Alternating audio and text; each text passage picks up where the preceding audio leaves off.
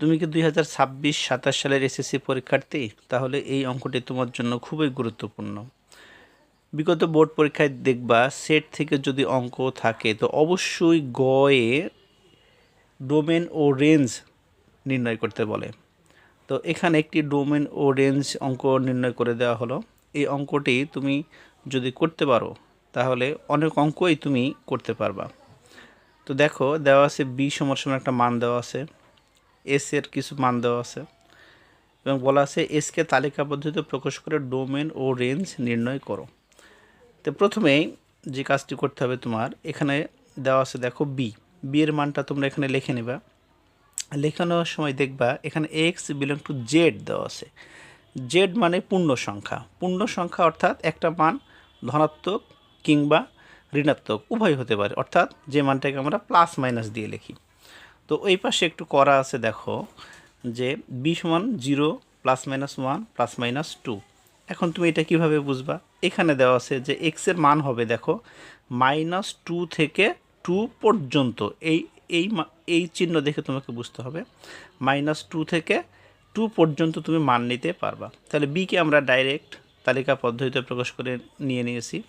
B এর মান -2, -1, 0, 1, 2। তো এরপরে কাজ হচ্ছে যে এসে দেওয়া আছে দেখো একটা সমীকরণ দেওয়া আছে y-2x। তো এখানে যেখানে y-2x দেওয়া আছে তো ওয়াইটাই পাশে রেখে দেবা, প্রত্যেকটা অঙ্কেই ওয়াইটাই পাশে রেখে দেবা, আর এক্সের সাথে যেগুলো আছে সংখ্যা সহ এটা ওই পাশে পার করে দাও। তাহলে y সমান 2x।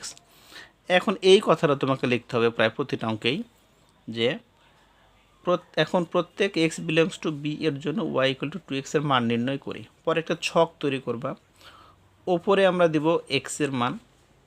x এর মান কি জন্য দেব? এই যে দেখো এখানে বলা আছে x বিলংস টু b, অর্থাৎ b এর মানগুলো পাবে কে? x।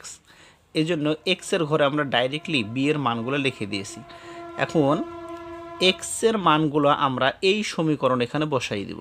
এই সমীকরণে x এর মান প্রথমে বসাবো -2। তাহলে -2 যদি আমরা এখানে বসাই তাহলে -2 আর 2 গুণ করলে -4।